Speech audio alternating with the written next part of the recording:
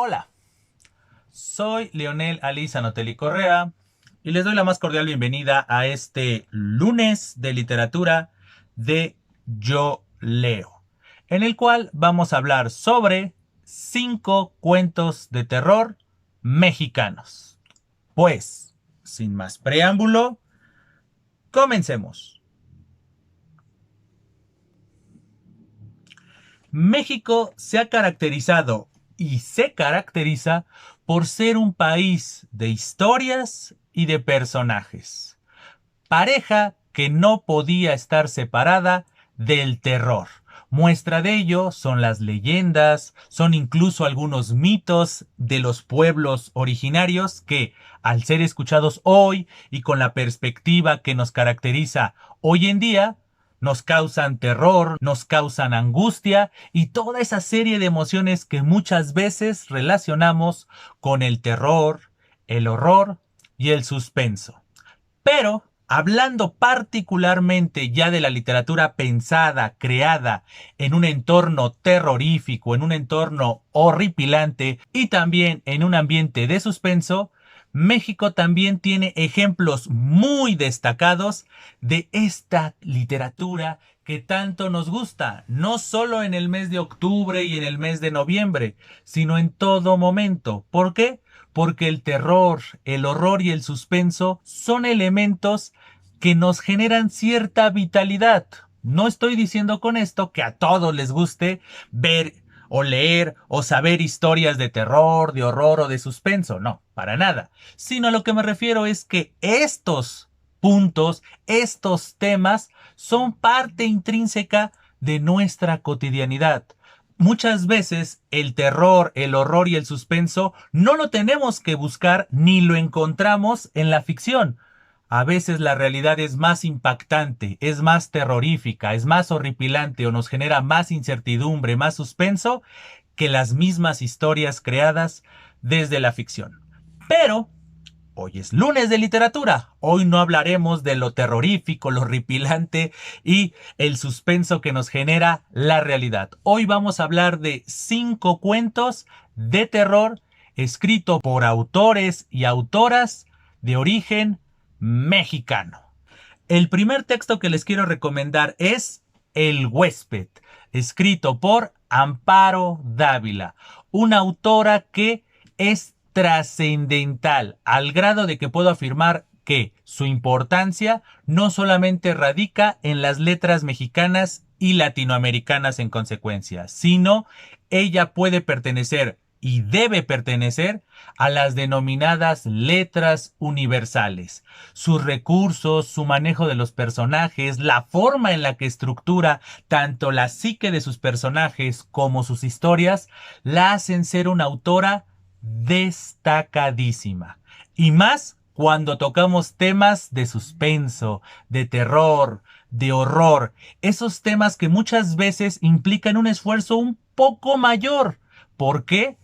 Porque a partir de las palabras tenemos que generar un sentimiento que no muchas veces las personas están abiertas a recibir. Muestra de ello es este cuento intitulado El huésped.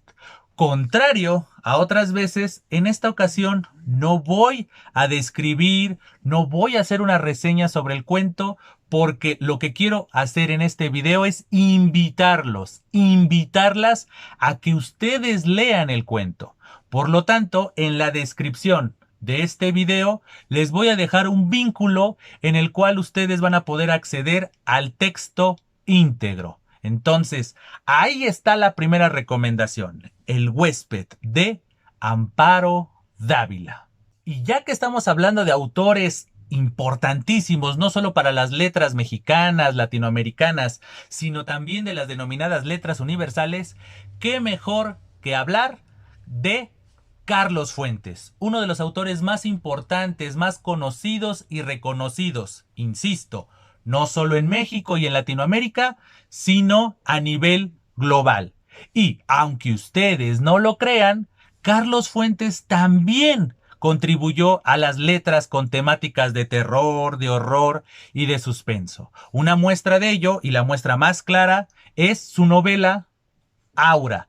Pero Hoy vamos a hablar de relatos breves, de relatos cortos, es decir, de cuentos. Entonces, en este ámbito, en este subgénero narrativo que es el cuento, nosotros podemos encontrar en la obra de Carlos Fuentes un excelente texto intitulado Chacmol. Ese cuento en donde se maneja de muy buena manera el pasado prehispánico habido aquí en México y el presente. Entonces, esa combinación, ese sincretismo, lo refleja de muy buena manera Carlos Fuentes. Y todo esto envuelto en un lenguaje cercano, cordial, que a primera vista nos hace pensar que el texto es muy fácil de digerir y de entender. Pero ya cuando poco a poco nos vamos adentrando a la historia de Filiberto, nos vamos enterando de que, a pesar de que el lenguaje es accesible, cercano, la historia implica una complejidad que amerita leerlo con detenimiento para entender esos puntos, por un lado, que nos van a revelar la historia y por el otro, darnos a conocer el por qué puede ser catalogado como un texto de horror, de terror y en consecuencia de suspenso. Siguiendo con estos relatos que manejan de muy buena manera la realidad, la cotidianidad y estos elementos sobrenaturales, estos elementos que nos causan terror, horror y en consecuencia suspenso, tenemos a otra autora destacadísima y me estoy refiriendo a Guadalupe Dueñas, quien, entre su amplio catálogo de títulos, nos brinda un relato corto magistral, intitulado La historia de Mariquita. Este relato nos va envolviendo, como nos dice el título, en la historia de una mujer llamada Mariquita. Como buen relato de terror, nos van envolviendo en la historia de ella, nos la hacen conocer, pero poco a poco, entre más nos vamos acercando a Mariquita, más suspenso vamos teniendo, pero este suspenso de repente comienza a virar y comienza a enfocarse en lo terrorífico, al grado de que este es un relato magistral. ¿Por qué? Porque ahí podemos ver todo lo que les decía al principio de este video, el excelente manejo de recursos, manejo que nos muestra cómo la literatura de terror implica un ápice, no estoy diciendo que muchísimo más, pero sí un ápice de talento, porque generar risa y generar miedo implica un don, implica un gran desarrollo de habilidades y de recursos. Y ejemplo de ello es lo que hace Guadalupe Dueñas en La historia de Mariquita.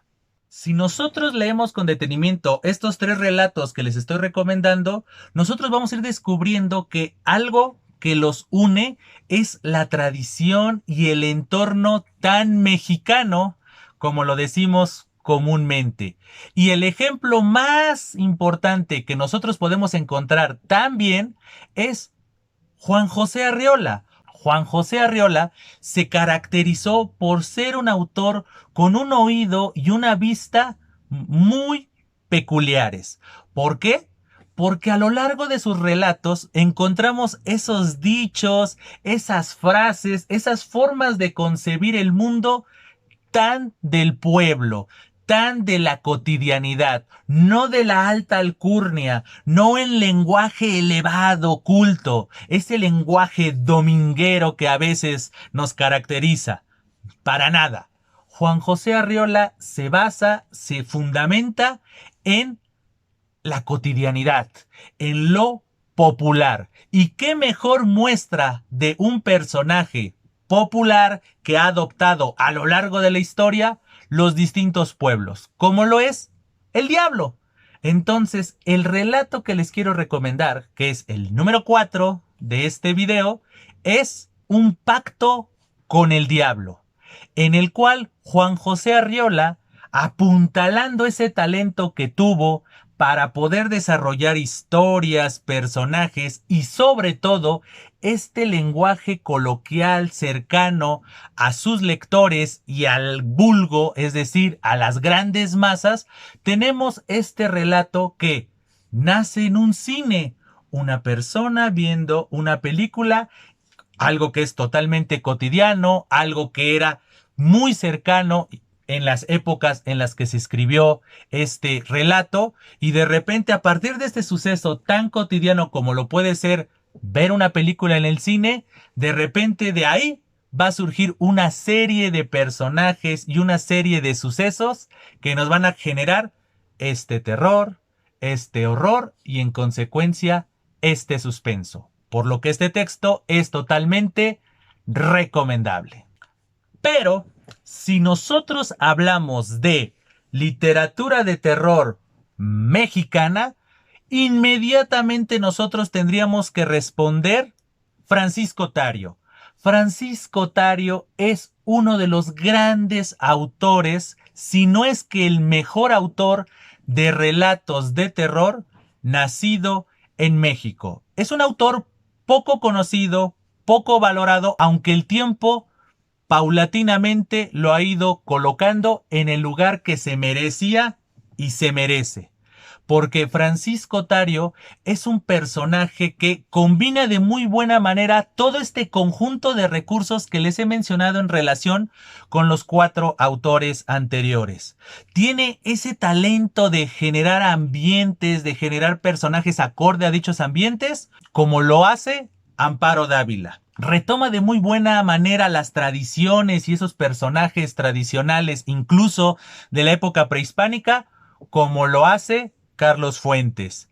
Maneja de muy buena manera las focalizaciones, por decirlo así, o esos puntos neurálgicos de los personajes y de los sucesos, como lo hace Guadalupe Dueñas. Y también tiene un oído muy agudo y una vista muy aguda en torno a los ambientes y los personajes populares, como lo hace Juan José Arreola. Entonces, Francisco Tario fue, es y será un autor, porque a pesar de que ya falleció, sus letras y su legado ahí están y siempre permanecerán. Es un autor importantísimo en el ámbito no solo de las letras de terror, sino también de las denominadas letras universales, porque a pesar de que Francisco Tario se enfocó en la temática del terror, sus recursos y la forma en la que nos cuenta las historias es monumental, totalmente destacable. Muestra de ello es uno de los mejores relatos, no solo de terror, sino de carácter general que yo he leído. Y me refiero a La noche de Margaret Rose. Este relato, que también les comparto en la descripción de este video, es un monumento a la narración, al género narrativo. Pero estamos hablando de literatura de terror.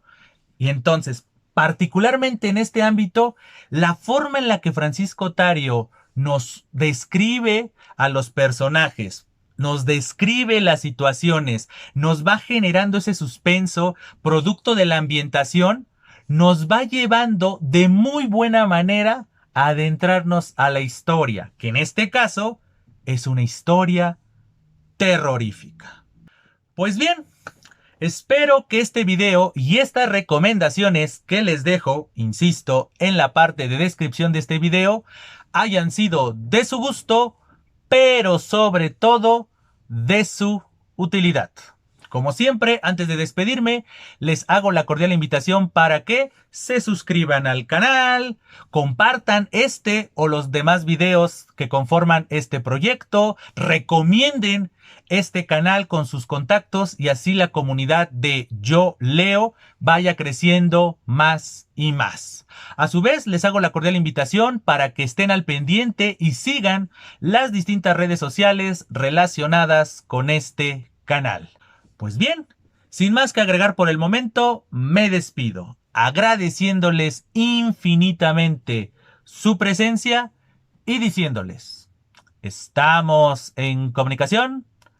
Hasta siempre.